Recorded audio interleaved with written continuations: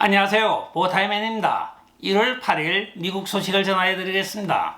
첫 번째 소식입니다. 도널드 트럼프 대통령이 지금 미국의 국가 안보 강화와 국력의 증진을 위하여 불철주야 노력하고 있는 것이 뚜렷이 보여지고 있습니다. 최근에 그린랜드를 인수하는 그 원인으로는 바로 그린랜드에 히토류, 니켈, 크롬 등의 많은 지하 자원이 있는 것으로 밝혀졌습니다. 또한 그린랜드를 인수할 경우에는 그린랜드가 바로 북극의 영유권을 정확하게 소유하고 있는 땅이기 때문이기도 합니다. 많지 않은 주민들이 주민투표를 통하여 지금 덴마크 자치령에 있는 그것이 덴마크에서 독립을 하고 미국에 편입이 된다고 하면 카나다에 이어 52번째 주가 될 것이라고 도널드 트럼프 대통령은 공언한 바가 있습니다. 또한 도널드 트럼프 대통령은 최근에 걸프 오브 멕시코를 걸프 오브 아메리카라고 개명하여 부르고 있습니다. 이는 역사적으로 타당성이 있는 것이 옛날에는 루이지애나와 텍사스 일대 전부가 멕시코였습니다. 그래서 멕시코 영토 안에 있는 내륙해로 걸프가 있었기 때문에 걸프 오브 멕시코로 가있으나 지금은 미국 쪽이 걸프 오브 멕시코를 훨씬 더 많이 소유하고 있으므로 걸프 오브 아메리카라고 명명하는 것이 맞다는 주장이기도 합니다. 일리가 있는 말이고, 또한 도널드 트럼프 대통령이 최근에 보이고 있는 카나다를 향한 51번째 주 영입의 오파를 우리가 한번 돌이켜볼 이유도 있습니다. 이는 카나다가 미국과 공동 스웨빙선을 제작하여 북극 항로를 개척한다고 하고 있으나 실제적으로 돈은 전부 미국이 되고 있고 스웨빙선 두 척에 대해서 공동 운영을 하고 있으나 소유는 몽땅 미국 것입니다. 한편 매년 2천억 불에 해당하는 카나다 안보 보조비를 미국이 원조를 하고 있는데 도널드 트럼프 대통령은 우리가 카나다에 얻는 것이 아무것도 없습니다. 따라서 그들은 51번째 주로 미국에 영입이 되어야 한다고 하는 주장입니다. 미국 자동차의 20%를 카나다가 생산하고 있긴 하나 미국 입장에서는 다른 데서 얼마든지 조달이 가능하기 때문에 우리는 카나다에서 생산되는 미국 차들이 필요가 없습니다. 또한 유제품이나 낙농 제품이 카나다에 들어오고 있으나 우리는 그들보다 더 좋고 더 풍부한 낙농 제품을 생산하고 있는 나라며 그들이 산림 제품, 즉 나무 등을 우리들에게 판매를 하고 있으나 우리는 그들보다 훨씬 많은 산림을 소유하고 목재를 조달할 수 있는 나라입니다. 따라서 우리는 카나다로부터 아무것도 얻는 것이 없는데 왜 2천억 불에 해당하는 보조금을 원조해야 하는지 모르겠다고 하는 것이 도널드 트럼프 대통령의 주장이기도 합니다. 따라서 카나다가 즉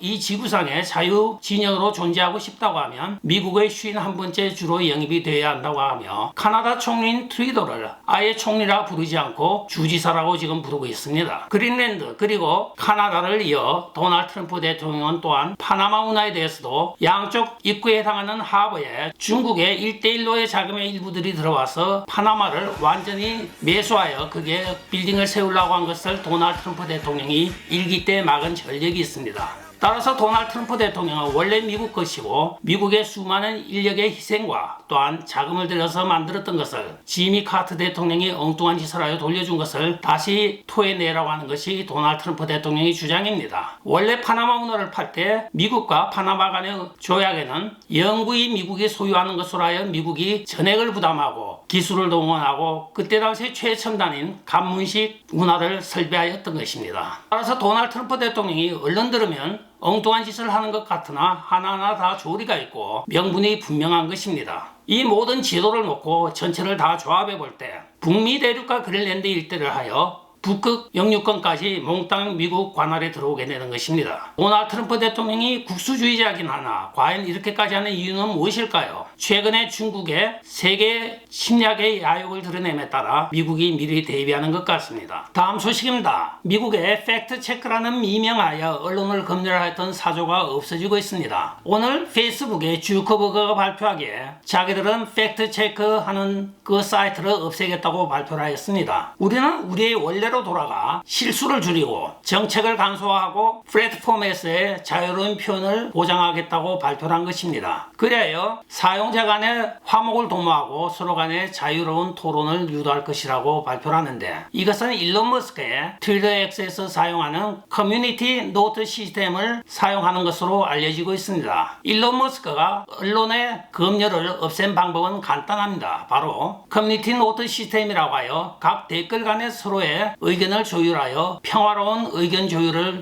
유도해내는 방식이기도 합니다. 그러나 바이든 정부가 언론을 억압하여 이들에게 강제로 팩트 체크를 하였다고 주커버그는 의회에서 증언한 이후에 이런 발표를 하고 있습니다. 미국의 언론의 표현의 자유가 점점 확대되고 좋아지는 것 같습니다.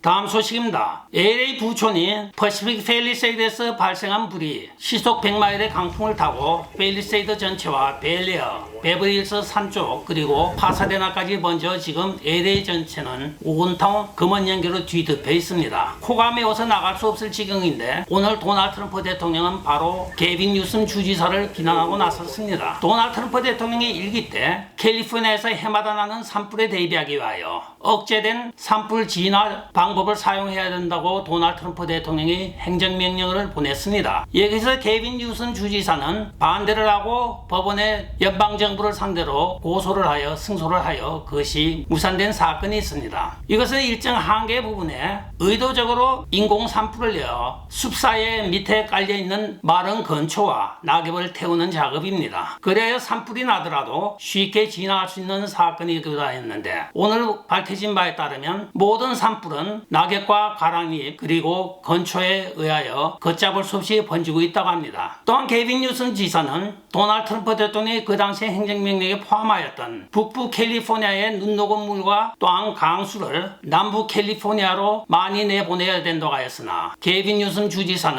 환경보호론자 또는 어종보호론자들의 말을 들어 빙하를 보호하기 위하여 수자원을 낭비할 수 없다고 하며 물을 가두었던 것입니다. 오늘 밝혀진 바에 따르면 팰리세이드 일대에 소방전에 물이 없다고 합니다. 수압이 낮아서 소방차가 물을 못 채우고 있다고 하여 지금 진화율이 제로로 나오고 있습니다. 수많은 사람들이 희생을 당하고 모든 재산을 다 태우고 온 시 전체가 난리가 나 있습니다. 따라서 도널드 트럼프 대통령이 게빈 뉴섬 주지사를 비난하는 것은 당연합니다. 도널드 트럼프 대통령은 트루ଥ 소셜에서 매일 물이 남부로 흘러가게 하는 물복구 선언에 게빈 뉴섬 주지사가 불복하여 그 행정명령을 거부한 것에 대한 결과라고 하면서 지금 현재 캘리포니아에서는 소화전에 물을 공급할 수도 없고 소방 비행기에도 물을 실을 수가 없게 된 상황이라고 하며 이것이 신정한 행정적인 재앙이라고까지 이야기를 하고 있는 것입니다. 한편 최초로 로스앤젤레스 소방국장이 된 크리스틴 크롤리는 더 많은 여성과 LGBTQ 소방관을 원하는 DEI 주장의 레스비언이고 그 결과는 LA 산불로 인한 재앙으로 다가오고 있는 것입니다. 인근에 있는 베버리 호텔, 포시즌 호텔 등 많은 호텔들은 지금 피난민들로 넘쳐나고 있다고 전해지고 있습니다.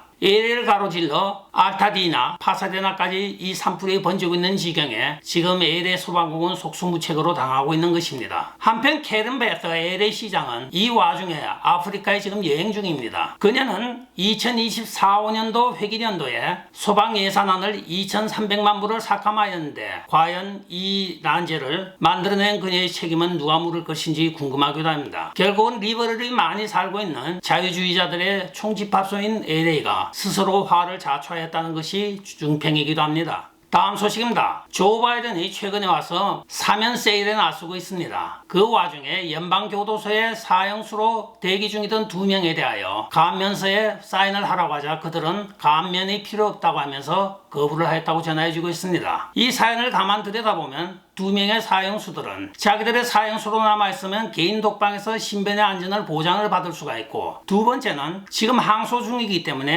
항소에서는 사형수들에 대한 수사가 좀 더 과학적이고 정밀하게 이루어지기 때문이라고 합니다. 참 하다하다 사형수 감면을 했는데 안 받아들이는 사건도 발생하고 있습니다. 다음 소식입니다. 도널드 트럼프 대통령 말하라고 기밀 서류 이송에 관하여 잭 스미스가 특검을 하였습니다. 그러나 잭 스미스가 이것을 공개를 하려고 하자 도널드 트럼프 대통령 변호인 측은 즉시 공개금지 가처분 신청을 하여 받아냈습니다. 따라서 잭 스미스는 이것을 공개를 할 수 없는데 메릭 가일랜드 법무부 장관은 이 가처분 신청은 법적 효력이 없으므로 공표를 해야 된다고 강경한 자세를 취하고 있다고 합니다. 법무부 장관이 법을 어기고 있는 현상이 미국에서도 나타나고 있습니다. 그들이 임명한 잭 스미스라고 하는 특검은 바로 상원의 인준을 받지 못했고 또한 미국 변호사가 아니기 때문에 특검을 할 권리가 없으므로 그가 만든 보고서는 의회에 공개가 돼서는 안 된다고 하는 것이 도널드 트럼프 대통령 변호인 측의 주장이었고 그것이 플로리다 연방법원에서 받아들여져서 공개 금지 가처분 신청이 되었던 것입니다. 그러나 메릭 갈랜더는 정치적인 목적으로 이것을 강행하겠다고 발표를 하여 법무부 장관이 법원의 판결을 스스로 무너뜨리고 있는 것입니다. 법관이 법을 무기하니까 이렇게 타락하는 모양입니다. 하버드 교수라는 직함이 참 부끄러운 현실이기도 합니다.